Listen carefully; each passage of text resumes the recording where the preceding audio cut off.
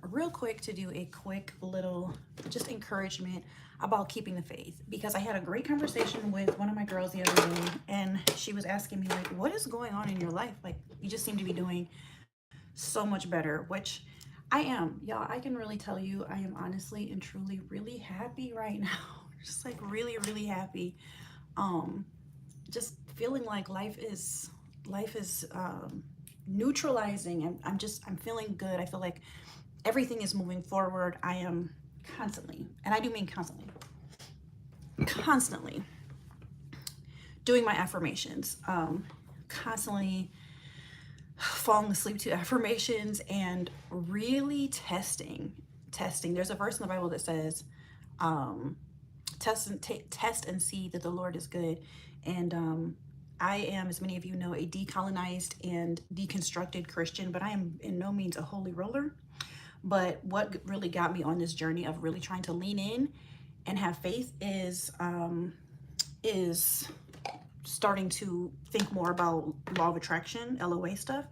And y'all, it's been so good for me. But interestingly enough, something happened that I never expected, which was it's kind of led me back to my faith in a way I did not expect. But the message that I wanted to give y'all today that's just kind of on my heart is to have faith even when things are really bad. That's one thing. Like, this last year and a half has been really hard. And one thing I have tried really hard to do is to stay in a position of faith. So anyway, so one of my friends was like, what is going on with you? Like, why are you so happy even when things are hard? Why are things going good for you? And I was like, girl, I have really been leaning into two things, like law of attraction and faith. And she's a person who we have kind of been on this faith journey together. So I asked her, and I was like, where are you at with that? I gotta move this over. And I thought she was going to be like, yeah, because I said something like, yeah, of course I know you have faith, like that things are going to get better, because her life is like, she's struggling, and actually in similar ways than I am, like actual practical struggles, we're both narcissistic abuse survivors. We're both divorced. We both lost a lot in the divorce. We both struggled as single parents, co-parenting. We both really struggled on the dating journey. We have similar struggles of trying to start over, dealing with mental health issues, really as a result that have been highlighted and exasperated by being abuse survivors. And so I said something like, well, yeah, I know you have faith. I know you still have faith. And she was like, actually, I don't know if I do. And I was like, oh, really? Because I didn't know that. But she basically was like, it's not that I don't have my faith anymore. She was like, it's that I thought I was being obedient to God. I thought I was listening. And as a result, a lot of really negative, and when I say really negative, I mean horrifically traumatic things have happened. So anyway, and so she was like, so yeah, I'm really struggling to have faith. Wait, am I using the right one? Okay, yeah. really struggling to maintain my faith. And so I was like, you know what? I really think you should look into some law of attraction stuff. And I was like, it's really not woo-woo. There's a lot of science behind it, which is how I got into it. But anyway, my encouragement. So, okay, wait, I'm thinking too many thoughts at once. So I told her about how I feel like this has really impacted my life and impacted my faith so profoundly by making me believe in the goodness of God. So if you follow anything with law of attraction, it's the basic idea that the universe is abundant. We have an abundance of everything, abundance of people, money, trees, food, space.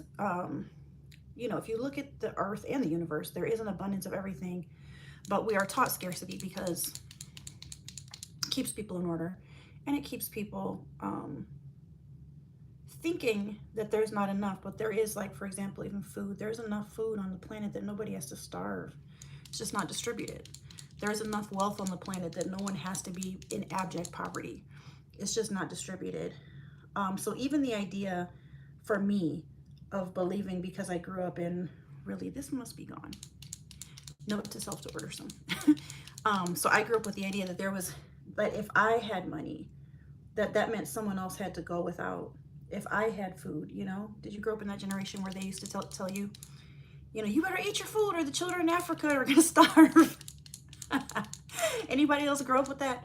It's true. Like I mean, that's not true, but we did grow up like that, thinking that like if you have enough food on your table, then that means someone else has to starve. And that's not true. There is enough food in the world for everyone to eat. And I'm going, not even like for one day, like I'm going, there is enough food on this planet. So anyway, so my conversation with her really highlighted that she has lost her faith in the abundance of the universe, of the earth, of God, of God's goodness, of God's love. And that's what I feel like law of attraction and like just affirming positivity and affirming that I deserve good things, that I deserve to have enough to provide for myself and my family and all of that has been so meaningful for me. But anyway, what I wanted to say today is I really want y'all, if you're struggling with faith while things are horrific, I use the word horrific specifically because I don't want y'all to think that I'm saying like, yep, just have faith when things are really hard, because there have been some things in my life in this last year that have been horrific, and I'm not going to go into all of it. I have in lots of different videos, but you have to believe me, horrific. Not just like, oh, I was going through some hard stuff. Like, no, I'm like horrific. Like somebody almost killed me. Like, not almost killed me, but I was being assaulted and choked, and I thought I was going to die for a few minutes, at least for like 3 minutes. And that's a really scary, hard, traumatic thing to go through, that thrust me into a mental health crisis, that thrust me into poverty, that thrust me into the kind of fear I've never felt before because of fear of losing housing and fear of losing my children, because I have joint custody with my children's dads. So anyway, so I use the word horrific purposely because I don't want y'all to think I'm like, oh, if you don't feel good today, just keep having faith, y'all, you know. I'm talking about real hard, real life stuff. And I just want to encourage you guys to force yourself to believe in a few things: your worth, your deservingness of things getting better, of the abundance and the abundance of the universe, like the actual literal scientific universe, what is known to mankind, the earth and everything else, in the goodness of God. Even if you're not a faith person, even if you don't follow anything, even if you're not a religious person, I believe there is benefit, if nothing else, just placebo. If nothing else, the placebo effect. But I believe there is benefit in knowing and believing in the goodness of God, and I do. It's not hard. That's not a hard thing for me, but that's also because I grew up with faith. But so it's kind of been ingrained in me. But I also feel like I know too much, I've seen too much, I've experienced too much, so I cannot live in any sort of denial of the presence of a good and loving God. But I realize that that's a leap for some people. But either way, in this last year, like, what has changed things for me fully, completely, is just changing my beliefs around. And I know that sounds so like, oh, that must have been easy for you. Well, I don't know if that sounds like that to you or not, but it's not. It has not been easy for me, not in any way whatsoever. Because as many of y'all know, because I've talked a lot about this too on my channel, when you grow up being abused or you grow up in hard situations, you know, you start believing that you're not worthy of good things. This is why people self-sabotage their life. And I believe that I spent a good 30 years self-sabotaging my life because I didn't believe that I was worthy of good things, because I didn't believe that I could actually be happy or live in a peaceful way. So I set about sabotaging, which people do. So this last year, I think at one point I was like, I'm just not going to survive unless I change my entire mindset around the way that what's going on in my head internally. And it wasn't even like, most people when they do this, it's like financially focused. For me, it wasn't financially focused. It was like, I just got to have faith or I'm not going to make it. Like, point blank and period. I'm just not going to make it. So I want you guys to, this is my encouragement, to consider really, really changing your mindset. And if you're wondering how I've done that, because I feel like I have at this point now fully, completely changed my mindset. It's been kind of like an onboarding. Think of it like when you get hired for a new job. Like, first you go to this step, then this step, then this step. So I think for me, the first step was not allowing myself to say mean things to myself anymore. That was like my first step. and not allowing myself to say or believe anymore that something bad's gonna happen. So for example, here's a good example. You know how some people, not some people, a lot of us, you know how a lot of us will be like, oh, everything's going great, so it must mean that what, you know, the shoe's gonna drop. As a trauma survivor, if you're a trauma survivor, if you're an abuse survivor, if you grew up in a chaotic home, yeah, I really actually even feel like just society kind of teaches that, like, if everything's going well, then it must be something bad's gonna happen. So I actually made myself stop thinking that. And so I actually changed the thought to, so I reframed it, changed the thought to, oh, everything's going good, something bad's gonna happen to, that means everything is gonna keep getting better. And what is the law of attraction literature that you've read? I've read a lot of Dr. Joe Dispenza. I really like Dr. Joe Dispenza because he teaches a lot about the science, the quantum physics behind law of attraction, about us being energetic beings, and how it works scientifically, like it can be studied. Even prayer and why prayer works on a scientific level can be studied. It's really fascinating. But if you want like just the bare bones, I would go to Jerry and Esther Hicks on YouTube, because she does a really good job of explaining. Esther Hicks does just explaining the bare bones. But also Mel Robbins, I've never read her books about it. I don't know if Mel Robbins has a book about it, but she also has a YouTube series on like what are the basics of the law of attraction if you want to start. So but I would say what got me on this journey, what had me sold, the book that had me sold, like, oh my God, was, I know everybody has a different thing, but for me, it was Dr. Joe Dispenza's book, You Are the Placebo, or Your Mind is the Placebo. If I can remember, when I get done with this, I will put the link to it in the comments. But it's a fascinating book about how our mind works, and how when our mind changes, it actually literally physically changes like a vibrational output. Kind of like if you're on a guitar and you strum one note, the vibrations that you hear are going to be one thing, then you strum a different note, you're going to hear a different thing. So he goes into that, but he goes into why the power of placebo works, like why you can give two people a drug who are sick with the same thing, and you can give one the actual drug and you can give the other one a sugar pill and tell them you're both taking such and such medicine and both of them get better. And that happens all the time because of the power of placebo. The only difference between the person who took the real medicine and the person who took the sugar pill was them believing that they took the real medicine. And so he gives like tons of examples and ideas of how to put this into place. And so I started doing it. Actually, I even did that yesterday because I have an issue. I don't want to go into it, but I have an issue right now. And I'm supposed to take the medicine for it once in the morning and once at night. And I was going to be gone all day, and I forgot the medicine. I was like, oh, I'll take it in the car on the way. I'll just throw the bottle in my purse. Of course, I never threw it in my purse. So when I got there, I was like, I don't have the medicine. I'm supposed to take one this morning. So I actually just lied to myself. I know that sounds crazy, but I was like, no, I took it. I took it already. I just decided to use the power of placebo against my own brain because I know it works. And so I was like, no, I took it. I'm fine. And I didn't have any pain.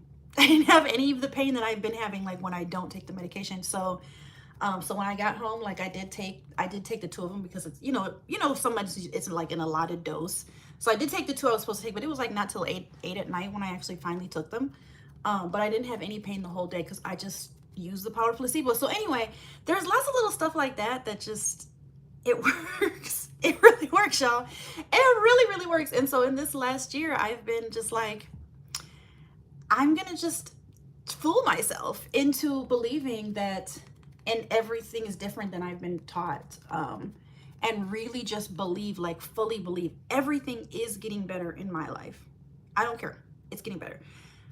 Because I got thrust into poverty from last September 2022 until January, March, April, till April 2023. Okay, y'all, we're in August. It's August 10th, I believe, 2023. So I lived in abject poverty for September, October, November, December, January, February, March, April, for 8 months. I still don't know how I survived. Other than God and miracles and me trying to manifest and believe that everything in my life was still getting better, that I'm deserving of getting out of this situation when there did not seem like a way I could get out. I have stories for days about that whole situation. It just was crazy. I'm doing the most with makeup because I don't usually do that all the time. I'm just distracted. But anyway, so just by believing that,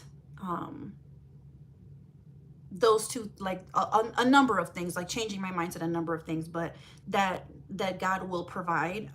I was writing down every month, I will not get kicked out of my apartment. I will not get evicted, even though I had eviction notices, even though I had court dates. I was just like, I am putting this to the test. I am putting law of attraction to the test. I am putting God to the test. Like, I don't know what to do. My mom is gone. My parents are gone. I don't have family that cares like that. So I was like, I gotta just be out here telling myself. So that's what I did. And my situation it's not like fully resolved, but it's fully changed.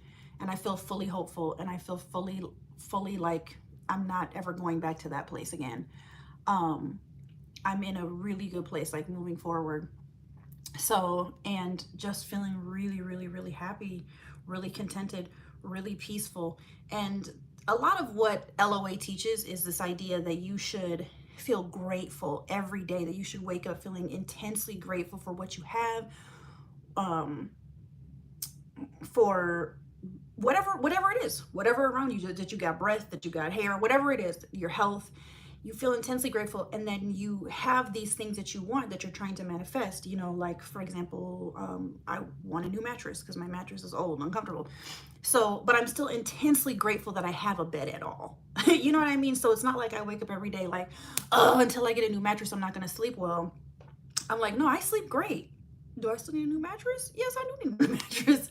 But so it's kind of that idea, like you're living in this, like, I'm so grateful for what I have. And the more grateful you are for what you have, the more you believe that you're deserving and worthy. Like my core fear is that me having anything good, I think this was from growing up in evangelical Christianity, that is just toxic AF, with this believing that we should just shame ourselves all the time. And so, for example, what that would look like is, well, if you get a new mattress, then someone else won't have one. Yo, that's so ridiculous. That's so ridiculous. How's it going with keeping your apartment clean? Actually, really good. Really good. Now, if you can see my room is not too bad right now. I didn't make my bed this morning, but actually it's going okay. I still have like a bunch of clothes to go through, but yeah, it's actually going good. And that's another thing I manifested, y'all, was I write down every month what I want to accomplish that month, what I want to manifest that month. And one of the things I put on there is becoming a cleaner person. Not necessarily like a clean apartment, because, you know, if financial situations change, I could pay someone to come and clean it. But I want myself to become a cleaner person. I myself want to become more organized. I want to become more efficient. You know what I mean? Because, you know, when you're not clean, you waste money. You waste money. I do. It makes me unorganized. I lose paperwork. I lose important paperwork. I get behind on stuff. Anyway, so thank you for asking. Yes, I am so super excited to update you that, yeah. And by the way, if you're not following me on Instagram, at my personal Instagram, which is grace_sandra_, I do a lot on my Instagram stories and sometimes show my apartment because, you know, just, I'm talking in it, I'm sitting in it. So if you want to see. Oh, but I still do want to do like an updated before and after. I still haven't done the before and after because I wanted to get the clothes in order. But when I say it's a lot of clothes, I got half of mine to show y'all. Actually, you know what? I'll put it in the community tab.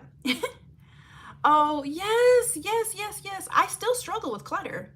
So that's what I'm trying to manifest right now. I'm still trying to manifest like changing myself and changing who I am. And ironically enough, that is what Joe Dispenza preaches a lot of, like what your life looks like is a result of who you believe you are and your personality. So like he has meditations on sale that you can get, that I have been doing, that helps you change your personality. And one of the things I've been trying to change about my personality is that I am by personality a messy, unorganized, very cluttered, ADHD, just, you know. is trifling. And I've been like this all my life. So if you're like that, you know it's really hard to break that cycle. And this is just another area where I'm trying to live in faith. Like, I'm trying to live in faith that I can, and it is possible for me to be an organized person that does not struggle with clutter, that can actually figure out how to organize my life and paperwork, and that I can do hard things. It's not too hard for me to do something different. So, so yeah, I feel like there's so much progress being made, and I just want to encourage y'all to keep faith when things are really hard, because not only can things get better, but also I kind of feel like if I did it, for those of y'all, not me, nobody really here on YouTube knows me like that, but me, if I have overcome the circumstances just of the last year and a half, but even before that, being in a completely toxic, severely abusive marriage, losing my mind, very, very suicidal. If I can get to where I am now, like, I feel like anybody can. I really, really fully, really believe in that. So if there's any encouragement in this message, it's just that I want y'all to know that it's possible for you, that you can have faith, and really look into some LOA stuff. It's abundant. When I say abundant on YouTube, the teaching, LOA teaching on YouTube is abundant, because everybody wants to know about it, everybody's getting in on it, and everybody's talking about it. So, but hey, Samantha. So yeah, I feel so encouraged this morning, and I was taking a shower this morning. Last time I seen you live is when you and your daughter were doing your makeup and picking out pretty clothes. Yeah, she's actually not here right now. Yeah, I went on live yesterday and she came in the room butt-a naked. I was like, girl, get out of here. I'm on Facebook Live. I'm on YouTube Live. It was actually kind of funny. So yeah, so I'm feeling really good. I'm feeling really good and really happy, and it's so nice. Oh, also, let me say, I am on an antidepressant. I do believe in antidepressants. Although, if somebody's wondering, like, do I ever think I'll get off of them? It's, you know, after learning all of these things, like the power of placebo and trying to change my personality and change things about myself, I was thinking about that yesterday, because we're all women on here. I'm pretty sure we're all women here. Most of y'all follow me are women. As you know, as many of y'all might know, antidepressants affects your sex drive. It affects your sex drive. It affects sex, basically, which, you know, if you're in a relationship, can affect the relationship. Now, I am not in a relationship right now, but, you know, I would like to not have an antidepressant affecting my life the way that it is. So that's not a good reason to hop off an antidepressant, because I'm still going to be on it when I need it, because I still need it clearly, and I'm not going to not be on it because it's really changed my life this year. So anyway, so I'm going to go. Thank you guys for watching. Just, y'all, believe that goodness and happiness and everything is deserving for you. So thanks so much, y'all. See y'all maybe tomorrow. Bye.